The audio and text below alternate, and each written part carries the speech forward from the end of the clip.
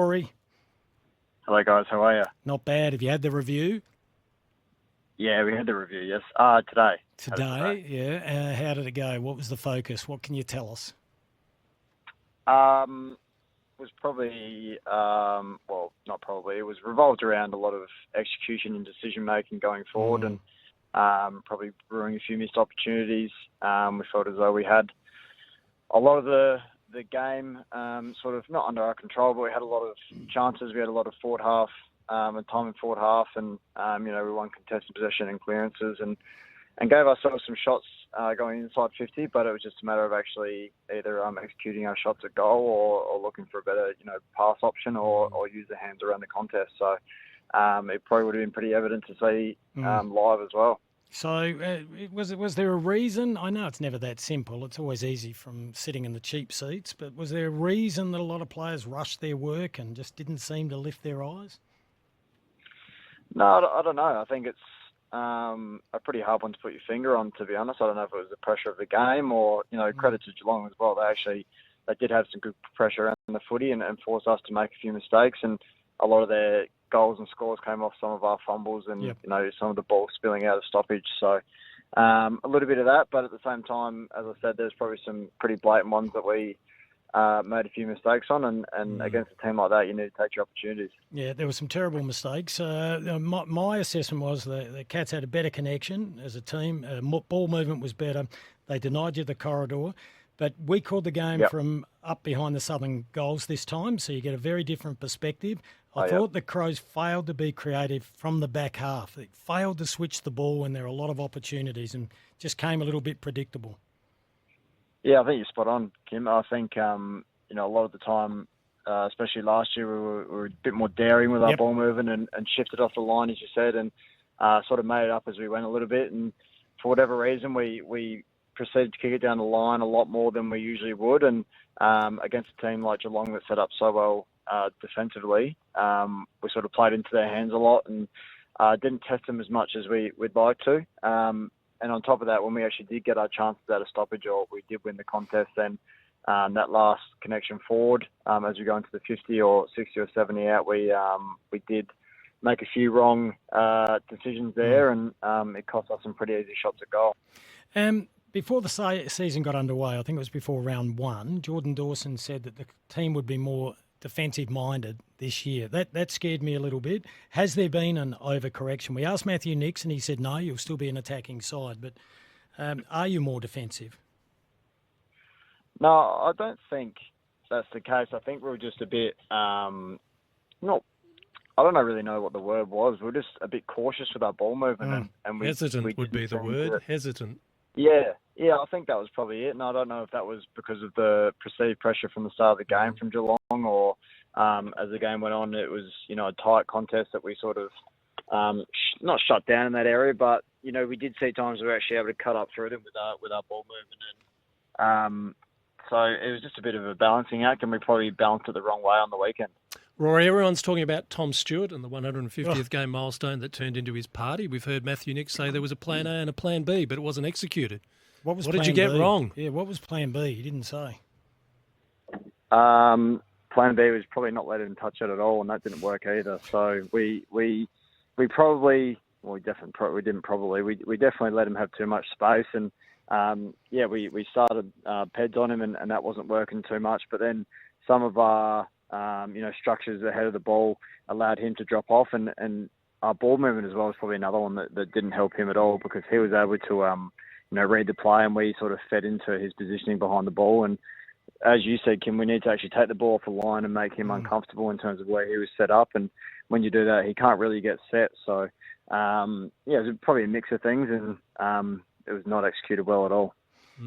What were the positives out of the game? You won a lot of the KPIs. What was the spin as you prepare to take on Freo this week? Yeah, as you said, a lot of the time in forward half, we won clearances, contested possession, tackles are pretty similar. It was much the same as last week. It was just the other side of the ball, which is not really spoken about too much with us over the past, 12 months, whereas we've been very potent in that area. And so it's just a matter of actual decision-making and skill execution that is the main focus for the week, I guess, that we came out of. So that's probably what we need to look forward to practicing tomorrow at training in our main session. And we do want to still keep the pressure and winning the ball and actually giving us opportunities up forward. But it's just a matter of actually making it easier for our forwards in general. Last one on Tom Stewart. Halfway through the second term in our call, I said I would have put Max Michelani back there. Is that a little bit left field? Max Michelani on Tom Stewart. Bloody oath. Are you laughing at me? Yeah, I am. That's a very left field suggestion. I think he had his hands full with Tyson Stengel down the other end, so I don't know if I want to take Maxi too far away from the defensive end, Kymbo. But pretty interesting thought process by you. You're always one for left field ideas. Oh well, you've got to be sometimes, and I'll stick to this one again. All right, brace yourself. You know I love you. We've had a number of texts on this, and we've seen Nick Dacos rotate through the middle from the halfback flank. Is that something that you could do? I am not sure. I understand that there is a similarity between Matt and I in there, but it's interesting. You sort of see two games get played and people jump at conclusions, whereas we played the last 5 or 6 together last year and everyone was saying how good it looks. So I don't really... I understand it's a results-driven industry and we haven't won yet. And I'd like to think, if you look at the games, that what we've done in the midfield is give opportunities to players on the outside of the contest to...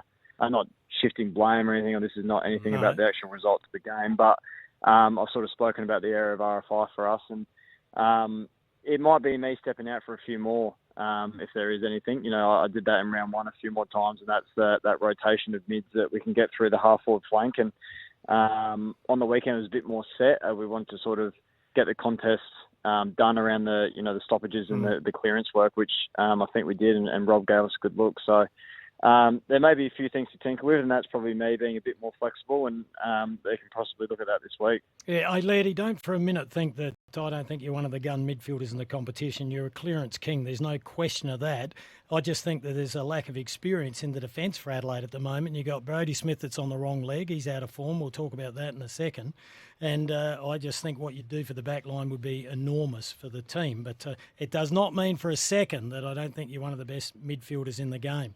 Now, no, I didn't take offence. It's just trying to answer the question and sort of what the perception is, I guess. I'm not sort of having a go either, so I'm just sort of saying how it sort of felt at the end of last year and then now. And I understand we haven't won a game yet, so there might need to be a few tinkerings, and I'm obviously open to help the team whatever way possible. And I know a few people are jumping on that bandwagon, but I think you and Crouchy can play side by side, no problems at all. It's more looking at the bigger picture. Yeah, I forgot where I was going. Rory, Brodie Smith, sorry, that's what we wanted to ask. Is he got an injury? Is there something happening there at the moment? He's been he's been out of form. No, there's nothing there. Obviously, as I said, the results haven't really gone our way, and there might be a bit of a confidence thing there with him. But I know we back him in, and the ability that he has, and you speak about sort of leadership and experience down there. He's the one that sort of is doing a lot of that setting up, and I know he takes extreme pride in his performance and his professionalism and preparation to be able to get to that level for a long period of time. And you're looking at game 250 this week, so there is obviously a huge body of work there. So we have to back him in. I think you've got to instill confidence in your players, and I know as a playing group we do, and I feel as though the coaches do as well. So if he's anything to go by, some of the games that he's played in his career after sort of a low game here and there, they're usually pretty high bounce backs. So especially a 250th with family and friends there, I dare say he's in for a big one. Rory, it was a scary and serious moment at Adelaide Oval when we had the pitch invader. What was your view at the time, and what's been the fallout of the club today, particularly with Ben Keys? No, absolutely no fallout, Rooch. There's been, I dare say, not even a comment on it that I've heard or seen, but I just don't really understand it. I don't get it. I think it's very childish and immature. I actually said he was an idiot as he was walking off. There's just no reason to go out there. I don't see anything you get except for a financial sanction. So it's coming out of his pocket. And I don't think there's any place for it in the game. And if people think it's funny, I don't think it is at all. And it disrupted the play. And, it was, in the third quarter or whatever. But if you're thinking, big games and impact moments, it can actually skew a result if it's actually done at a really improper time, which all times are improper. So I think people should just completely stamp it out. And unfortunately, I've seen about 2 or 3 of them now, so they just need to stop, I think. So the league is sending out a letter today to all the clubs to send the message to the players they don't want you to get involved in these and be wary of it escalating into a safety issue. Now,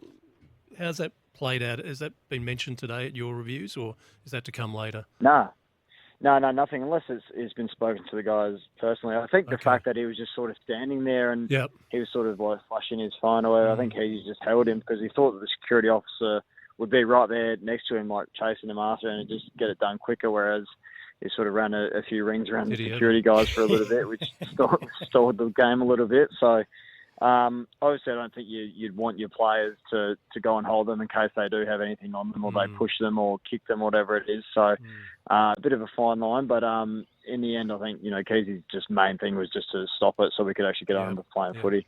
How the fog feel? How did you feel when he misses one from 2.5 metres out?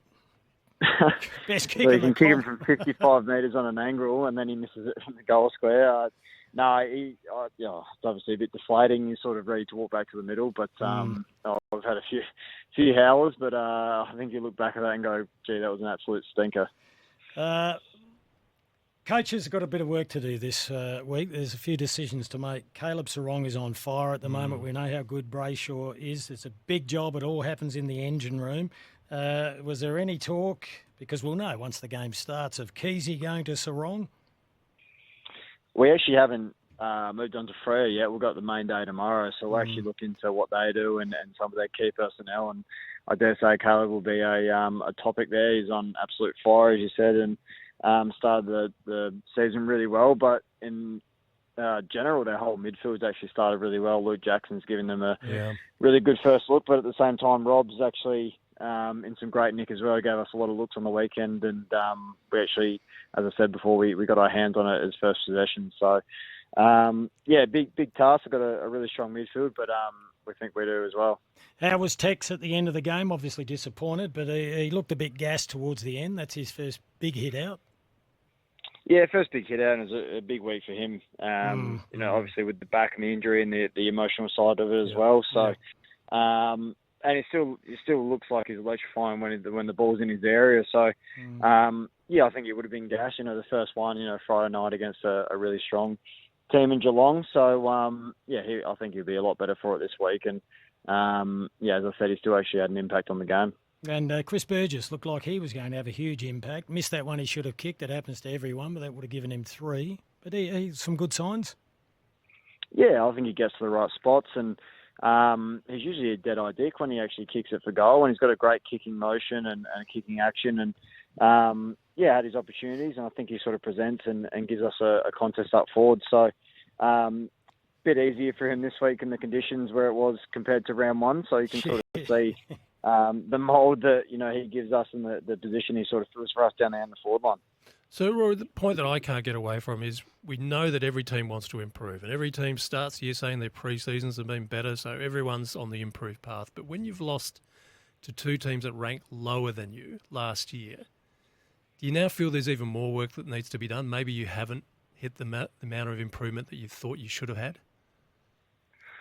I don't think it's on that level, Rooch. I think it might just be a little bit of inconsistency with how we're playing and actually executing what we've been practicing to a level that would allow us to get those results. Like, I think we've had opportunities to win both games and we haven't played nearly the way we wanted to. Yeah. So I think you look at a glass half full instead of glass half empty. But obviously, as you said, we are 0-2. You got to, stare down the barrel of that. And but if you also look at the scheme of the thing in the competition, there's a lot of even games and a lot of even teams. And I think as the season plays out, you see a lot of teams that, last year were placed 13th, 14th, and they're in 5th or 6th. And then 2 weeks later, they might be down in 10th. I think it's going to be very even. I think a lot of teams are going to beat a lot of teams. So, but for us, we need to, as I said, work on the things that we've sort of honed in on this past week or two and really tidy up on that. Yeah, that's certainly the positive. You haven't played great football and you've been in a winnable position in the last 2 games.